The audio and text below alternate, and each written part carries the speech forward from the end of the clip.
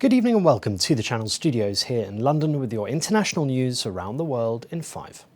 A huge manhunt is underway for a heavily armed male suspect after 2 Australian police officers were shot dead and 1 injured in an ambush at a property in a small rural town in the state of Victoria. Police describe the situation in Porpunka in the Australian Alps, some 300 kilometres northeast of Melbourne, as an active incident with hundreds of personnel deployed to find the suspect. Officers were attacked as 10 of them attended the property to serve an arrest warrant, which Australian media said was for historical sex offences. Police say the suspect escaped into the bush alone and on foot after the shooting.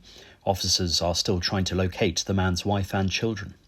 Australia has given Iran's ambassador 7 days to leave the country after alleging the country's government directed anti-Semitic attacks in Sydney and Melbourne.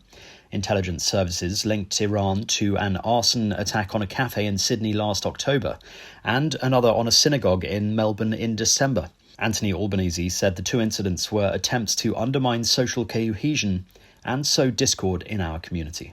I've made it clear that these sorts of incidents have no place in Australia and that I wanted ASIO and the AFP to investigate as a priority. ASIO has now gathered enough credible intelligence to reach a deeply disturbing conclusion that the Iranian government directed at least 2 of these attacks. Families of hostages being held by Hamas are protesting across Israel, a day after double Israeli strikes hit a hospital in Gaza. Protesters burned tyres and blocked major roads ahead of a mass rally in Tel Aviv to demand the return of hostages being held in Gaza. It comes a day after at least 20 people, including 5 journalists, were reportedly killed in the strikes on Nasser Hospital in Khan Yunis. The incident, which Israel's Prime Minister Benjamin Netanyahu called a tragic mishap, has been met with condemnation, with Sir Keir Starmer calling it completely indefensible. These latest horrific killings highlight the extreme risks that medical personnel and journalists face as they carry out their vital work amidst this brutal conflict. The Secretary General recalls that civilians, including medical personnel and journalists, must be respected and protected at all times. He calls for a prompt, impartial investigation into these killings. French opposition parties have said they will not back Prime Minister François Bayrou after he called a vote of confidence on the 8th of September on plans for deep budget cuts. Mr Bayrou, who has led a minority government since last December, called the vote on Monday, warning France was facing a worrying and therefore decisive moment. From the National Rally on the right to the Socialists, Greens and France Unbowed on the left, opposition parties have lined up to say they would vote against him. US President Donald Trump has said he will immediately remove the Federal Reserve official Lisa Cook from her position in a major escalation in his battle against the US Central Bank. He said there was sufficient reason to believe Cook had made false statements on mortgage agreements and cited constitutional powers which he said allowed him to remove her. In response, Ms. Cook said Trump had no authority to fire her and she would not resign.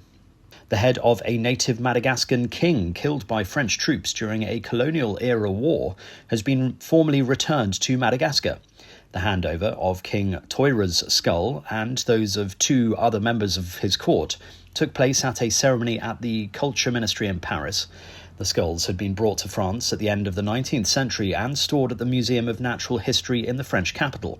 It is the first use of a new law meant to expedite the return of human remains from collections in France. And a French helicopter crew have survived after the aircraft they were travelling in crashed into a lake while trying to collect water to fight wildfires. An eyewitness filmed the helicopter descending on the body of water carrying a vessel for collecting water before appearing to lose control and ending up in the lake in northwestern France. According to a statement from the local municipality, the pilots, the officer aboard the helicopter and a witness were taken to a local hospitals with no fatalities reported. And that's your international news around the world in 5. Now back to the Channel Studios in Lagos.